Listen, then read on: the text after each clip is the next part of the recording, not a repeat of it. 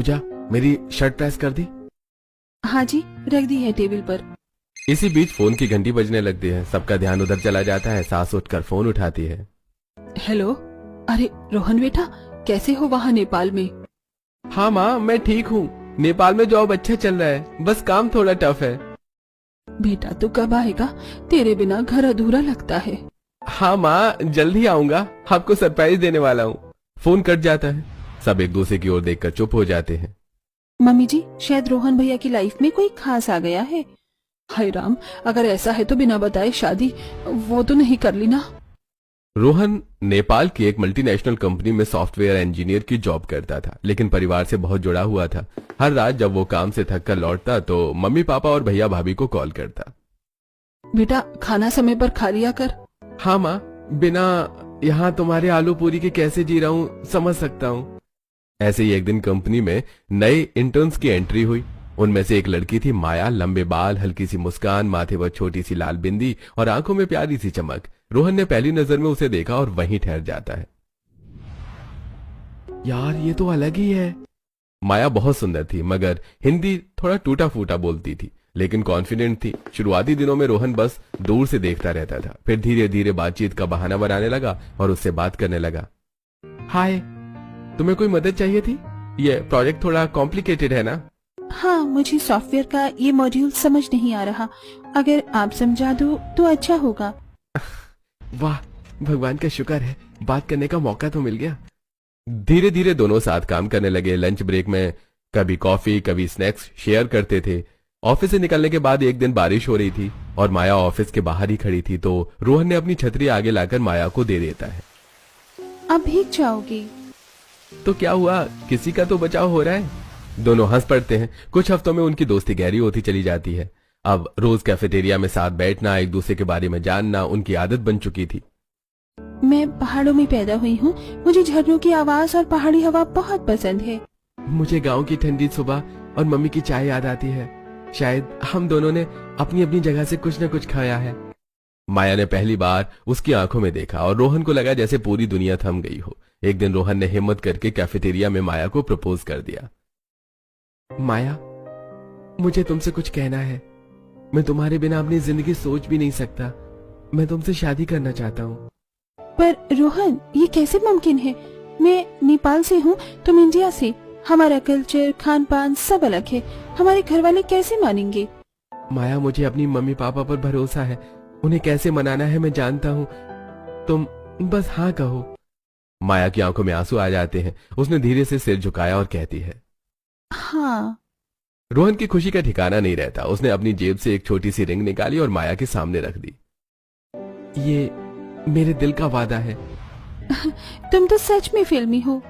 उस रात रोहन बहुत खुश होकर अपने घर वालों से वीडियो कॉल करता है। मम्मी पापा, मुझे आपसे एक बात करनी है। क्या हुआ बेटा, इतना खुश क्यों लग रहा है?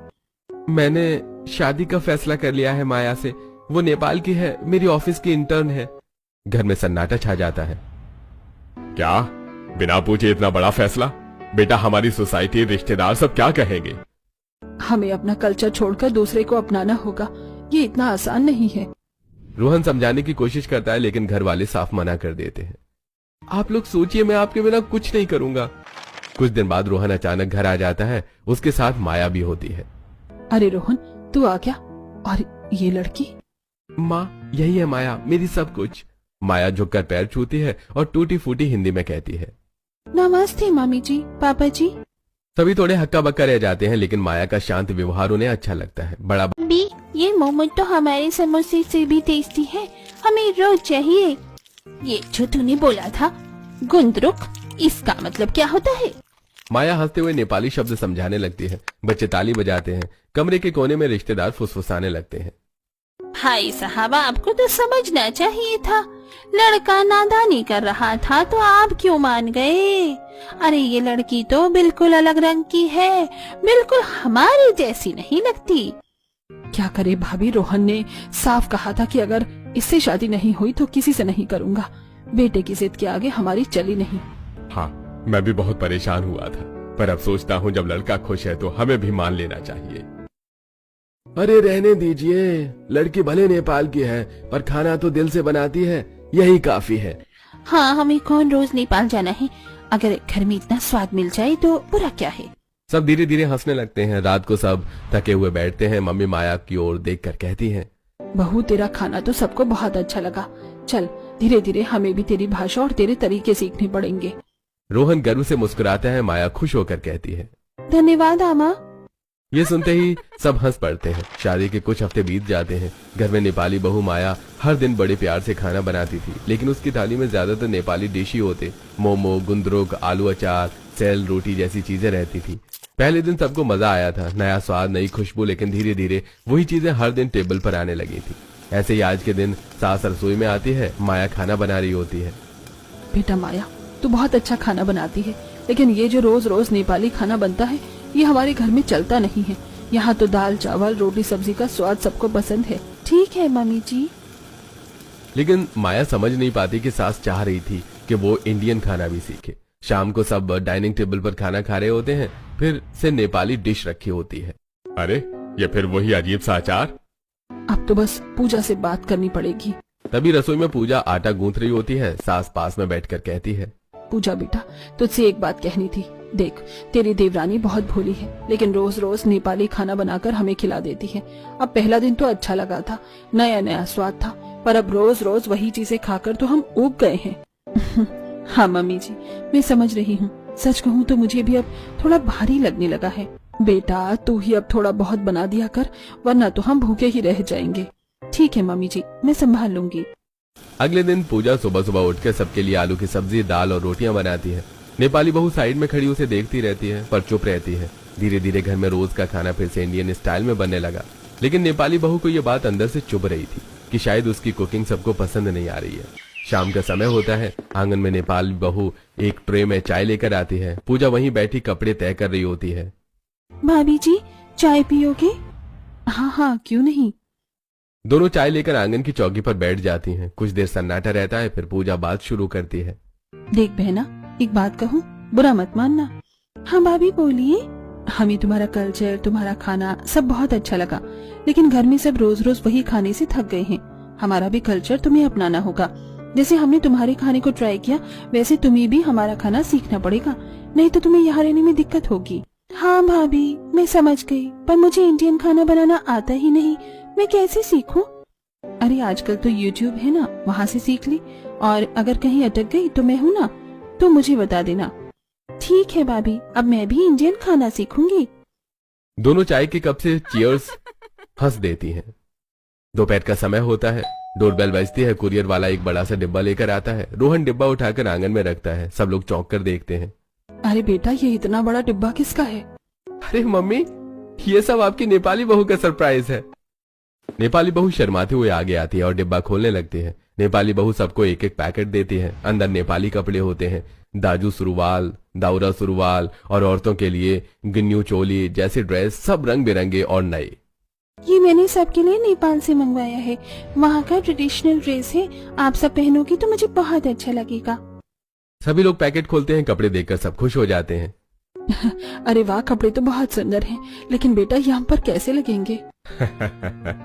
बेटा कपड़े तो सच में अच्छे हैं, पर हम इसे पहनकर निकलेंगे तो लोग हमें जोकर बताएंगे। सब हंस पड़ते हैं। नेपाली बहू थोड़ी उदास सी हो जाती है। इतना मत सोचो, शादी ब्याह या घर के फंक्शन पर हम पहन सकते हैं, बाहर रोज पहनना जरूरी थोड़ी है। हाँ बेटा, सही कह रहा है रोहन, हम इसे संभाल कर रख लेंगे, कभी मौका आया तो जरूर पहनेंगे। सास की बात सुनकर नेपाली बहू भी मुस्कुरा देती है। एक दिन पूरा परिवार शॉपिंग करने मॉल जाता है और हर कोई अपनी अपनी पसंद की चीजें देख रहा था। नेपाली बहू का मन था उसे भी अपने देश जैसे कपड़े मिल जाएं, ताकि वो यहाँ रहकर भी अपना कल्चर महसूस कर सके।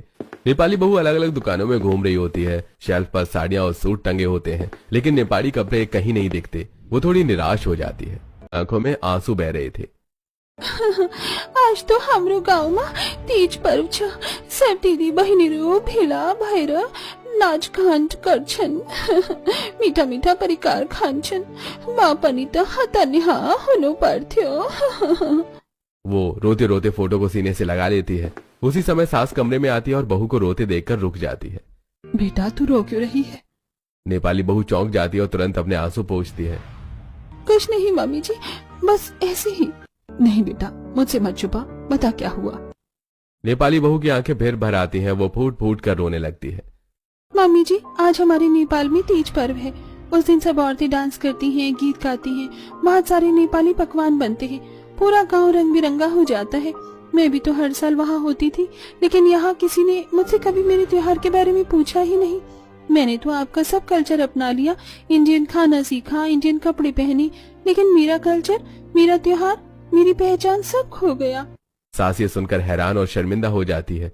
उनकी आंखें नम हो जाती हैं। ओह बेटा, मुझे माफ कर दे। हम सब इतने अपने कल्चर में डूबे रहे कि तेरा दर्द कभी समझ ही नहीं पाए। तो हमारी बहू ही नहीं, हमारी बेटी भी है। सास बहू को कसकर गले लगा लेती है और बहू उनके सीने में सिर रखकर रोती रहती। सास सीधे पूजा के कमरे में जाती है। पूजा कपड़े तय कर रही थी। पूजा बेटा, हमसे बहुत बड़ी भूल हो गई। हमने कभी तेरी देवरानी से उसके त्योहारों के बारे में पूछा ही नहीं। क्या हुआ मम्मी जी? आज उसके गांव में तीज पर्व है। वो रो रही थी अकेले। सोच, उसे कितना अकेलापन लग रहा होगा। हमें तुरंत कुछ करना होगा। हाँ मम्मी जी, आप बिल्कुल सही कह रही हैं। क्यों ना हम सब मिलकर उसका त्योहार यहाँ ही मना लें।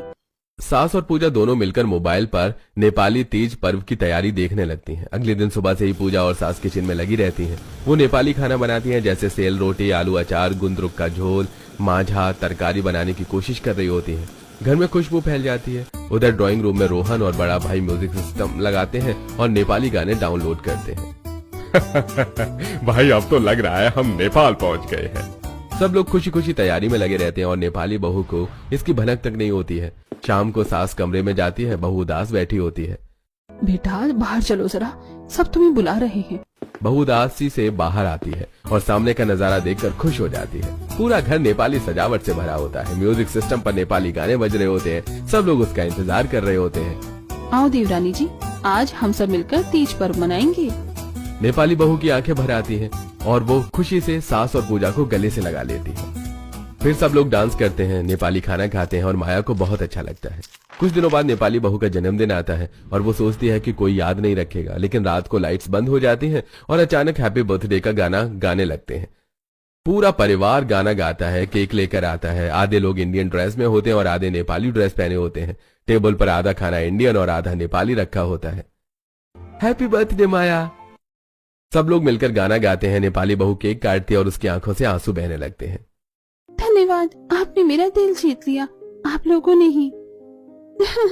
आज मैंने सच में महसूस किया कि ये घर अब मेरा भी है। जैसे मैंने अपना कल्चर अपनाया, वैसे ही आपने मेरा कल्चर अपनाकर मुझे पूरा अपना लिया। हाँ बेटा, अब इस घर में इंडियन और नेपाली दोनों कलर्स रहेंगे। दोनों तरह का खाना बनेगा, दोनों तरह के त्योहार मनेंगे। यही असली परिवार होता है। पूजा, रोहन, ससुर, बड़े भाई सब आकर नेपाली बहू को गले लगा लेते हैं और इस तरह पूरा परिवार खुशी खुशी रहने लगता है।